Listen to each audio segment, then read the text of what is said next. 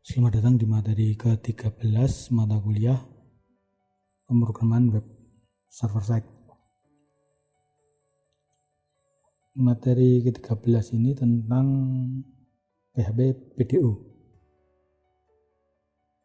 PHP Data Object. P-nya itu PHP, jadi sudah singkatan disingkat lagi. PHP PDO, PHP Data Object ini merupakan sebuah ekstensi PHP yang dapat dipergunakan untuk mengakses dan mengelola database dengan lebih mudah. Di sini meskipun pada intinya PDO itu mirip-mirip dengan MySQLi, tapi PDO ini memiliki beberapa keunggulan dibandingkan dengan MySQLi, tapi tentu saja ini preferensi saja ya. Keunggulan yang pertama itu lebih terlindungi dari serangan hacker. Kemudian konsisten dengan semua database. PDO ini dapat dijalankan dengan MySQL serta database lainnya. Jadi kalau kita membuat situs dengan database yang mungkin belum kita kenal, misalnya kita tahunya cuma MySQL, kita bisa menulisnya pakai PDO ini. Ini database yang didukung oleh PDO ini ada diantaranya adalah PDO DBlib, itu dari database FreeTDS, kemudian dari Microsoft SQL Server dan Sybase. Kemudian PDO Firebird, ini untuk Firebird dan Interface 6, kemudian IBM DB2, kemudian PDO Informix, ini dari IBM juga, IBM Informix Dynamic Server, kemudian PDO MySQL, sudah kita kenal ya, MySQL versi 3.4.5 didukung semua, kemudian PDO OCI, Oracle Call Interface, kemudian PDO ODBC, ini ODBC versi 3, termasuk IBM DB2, Unix ODBC, dan Win32 ODBC. Kemudian untuk PostgreSQL juga PDO PGSQL, kemudian PDO SQLite juga didukung SQLite, SQLite 3, SQLite 2, dan PDO 4D.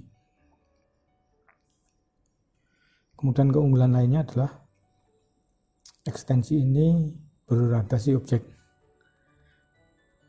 Tapi kayaknya bukan keunggulan ya, semuanya sudah berorientasi objek.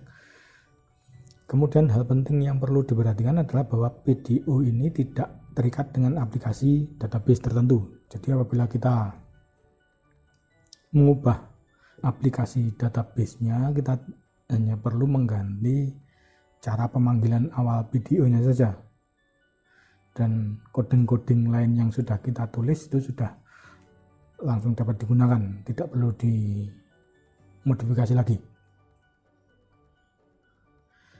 Ini misalnya berbeda jika kita menggunakan ekstensi MySQL atau MySQLi.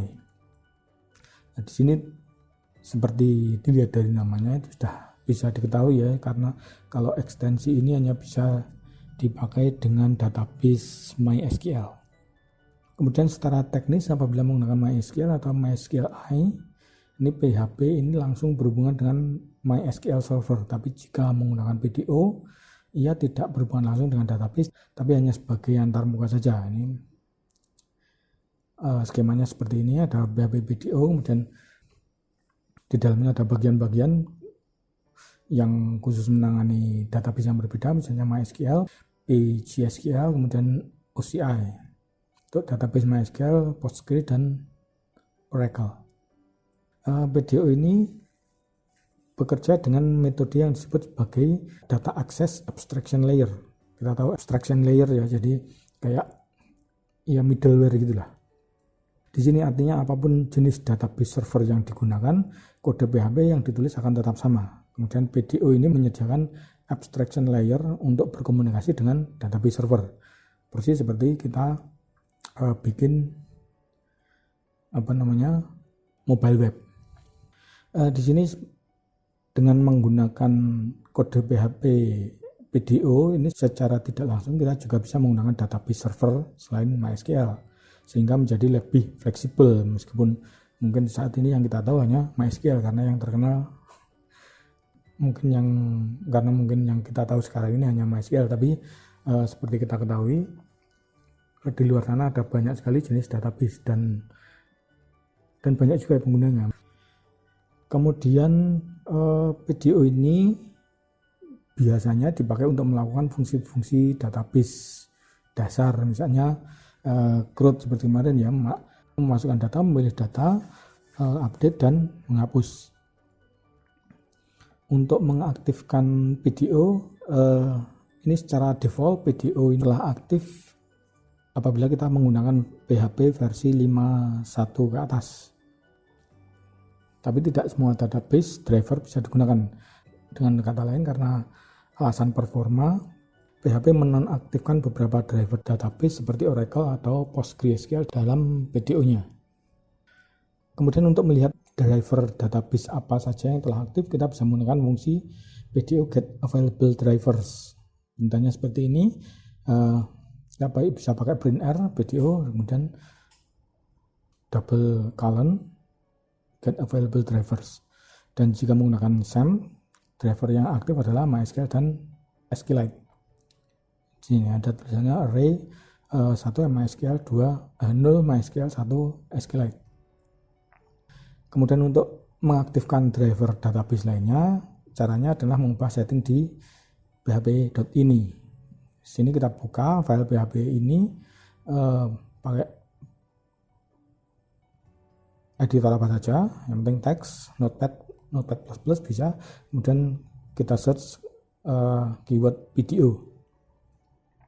Di sini perlu diperhatikan library yang diawali dengan php_PDO.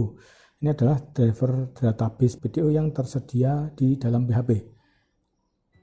Di sini yang bisa kita lihat yang telah aktif hanya php_PDO_MySQL.dll dan php_PDO_SQLite.dll ini ya. Dan untuk mengaktifkannya tentu saja kita bisa langsung hapus titik koma di depannya. Itu sudah langsung aktif, tapi jangan lupa disimpan. Ini contohnya kita misalnya mengaktifkan ekstensi PGSQL, itu mengaktifkan driver database untuk PostgreSQL. Yang kita aktifkan adalah extension PHP PDO PGSQL ya, Postgre. Kemudian setelah di save, selanjutnya restart ya, perlu di restart SAM-nya agar file PHP ini itu bisa di reload. Kemudian setelah dinyalakan kembali, kita bisa masukkan get available drivers seperti tadi. Kemudian untuk koneksi database, secara umum koneksi database PDO dan juga yang dilakukan dengan cara lain itu biasanya dengan memasukkan coding ke dalam block try catch. Ini dipakai agar nanti jika terjadi kesalahan maka akan muncul exception. Ini contoh codingnya untuk membuat koneksi database menggunakan PDO seperti ini.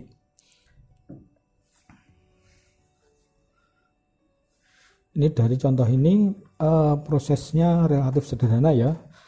Kita pakai variabel dbh untuk PDO-nya, kemudian untuk menutup koneksi database jika perlu. Tapi biasanya nggak perlu karena PHP itu akan otomatis menutup koneksi ya kalau dimatikan. Untuk menutup koneksi gunakan perintah ini. dbh sama dengan 0. Ini ya, try and catch, dbh new PDO MySQL host, db host, kemudian db name, db user, db pass seperti biasa, dan array dan seterusnya. Ini ada catch PDO exception untuk errornya, di mana errornya kita tambahkan message yang ditampilkan. Mungkin cukup sekian untuk materi ke-13. Untuk tugas silakan lihat di ELA jika ada. Sekian dan terima kasih.